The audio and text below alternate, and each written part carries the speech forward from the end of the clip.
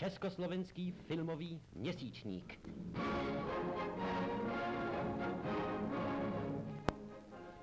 Toto je první číslo filmového měsíčníku, zachycující život československé armády na půdě svobodné Anglie. Uprostřed rozhodné války mezi tvořivými a bořivými silami ve světě naši vojáci bok po boku s vojáky ostatních spojeneckých států jdou pevným krokem vstříc vítězství demokracie a spravedlnosti. Vidíte je, jak pochodují před svým prezidentem? Většina jich uprchla z Československa, nemajíce ani to nejnutnější, aby nevzbudili pozornost německých slídilů. Za tmy, přes hory, v mrazu a sněhové vánici, přes Polsko, Maďarsko, Jugoslávii, Turecko, Sýrii, hnán jen jedinou myšlenkou vrátit svobodu porobené vlasti. Mnozí z nich prošli tažením v Polsku, většina jich bojovala ve Francii a nyní jsou zde, aby konali svatou povinnost každého kulturního člověka postavit se proti nacismu, proti světovému nepříteli číslo 1. Američtí krajané dokázali, že jsou v duchu stále s těmito vojáky, s těmito bojovníky za myšlenky Masarykovi a Benešovi. Ministr Jan Masaryk odevzdal do rukou prezidenta Beneše standardu, kterou věnovala americká obec Sokolská československým dělostřelcům v Anglii. Přijměte tuto standardu, pravý prezident odevzdává standardu vojákům, jako dar našeho národa, který v tomto osudovém boji o svou státní existenci zůstává nepodajný a naprosto jednotný ve svém myšlení, ať doma pod nacistickým útlakem, ať ve svobodné Americe a po celém ostatním světě. Standarda bude vás doprovázet válkou, která rozhodne o osudu Evropy. Buďte na ní hrdí, braňte ji čestně a přineste ji ze ctí a slávou zpět do osvobozené vlasti.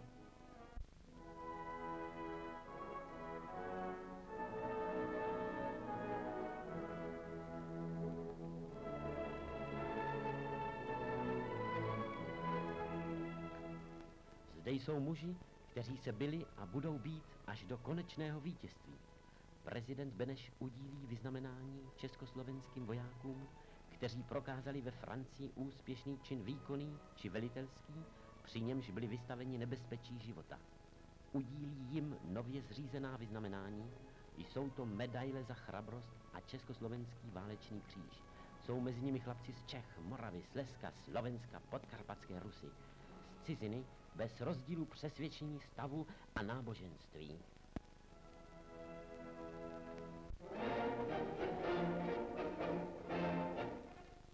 Československá armáda uspořádala bojové cvičení, kterého se zúčastnila většina našich pozemních jednotek. Námětem cvičení boj proti parašutistům. Úkol našich jednotek vyčistit určitý prostor, který byl obsazen oddílem parašutistů. Radost se podívat, jak naši chlapci srostli s účelnou anglickou výzbrojí a výstrojí a s jakou lehkostí prováděli dané úkoly. Prezident a vrchní velitel armády dr. Beneš přihlíží průběhu cvičení. V jeho družině vidíme ministra národní obrany generála Ingra, generála Miroslava, generála Nižborského, plukovníka britské armády Poloka, vyslance Smutného a naše vyšší štábní důstojníky.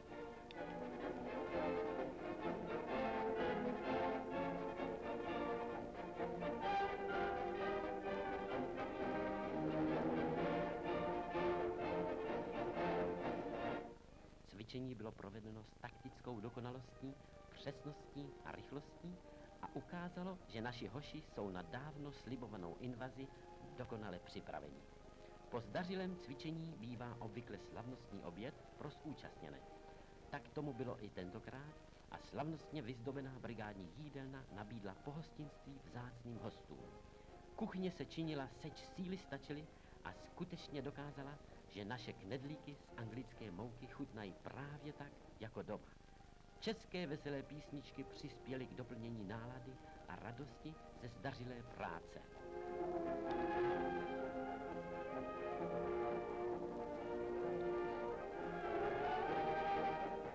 Poté navštívil pan prezident budovu brigádního ambulatoria a zapsal se do pamětní knihy. Mezi pacienty brigádního ambulatoria patří 2 malí váleční poškozenci, které tu chová ministr Masaryk. 2 koťátka, kterým zbořili Göringovi útočníci střechu nad hlavou. Naši hoši se jich ujali. Červený kříž odevzdal československé armádě ambulanční vůz, který darovali naši krajané v Americe, kteří bojují dle svých možností za týž ideál jako my pro trpící národ v československé vlasti.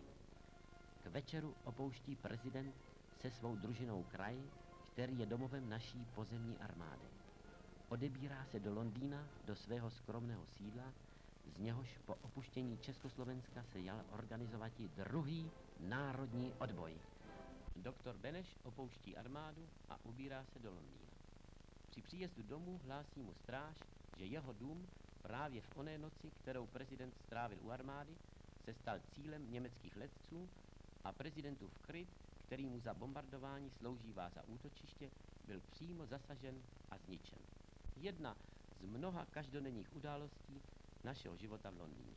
Také naše letectvo očekávalo návštěvu pana prezidenta. Schromáždili se vyšší důstojníci naši i angličtí.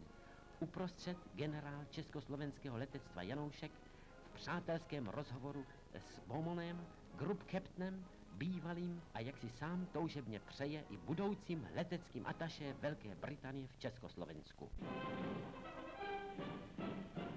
Práce našich hrdinů vzduchu tvoří zatím náš největší přínos ke konečnému vítězství spojenců nad nacistickými barbary. V hrdinných vzdušných zápasech sestřelili již přes 200 německých letounů a bombardéři provedli řadu zdařilých náletů na nepřátelská území a vojenské objekty v Berlíně, Brémách, Mannheimu, Rotterdamu, Buloni, Bruselu a jinde. Piloti, střelci, bombardéři, pozorovatelé, mechanici naslouchají slovům hlavy státu, slovům díku a povzbuzení k dalším činům. Pan prezident udílí zasloužilým letcům vyznamenání za nebojácné nasazení života, za odvahu, se kterou se v závratných výškách vrhají proti nepříteli, za odvahu, se kterou denně hledí smrti vstříc. Pamětní hesla ni zisk, ni slávu a v pevné důvěře, že pravda zase zvítězí.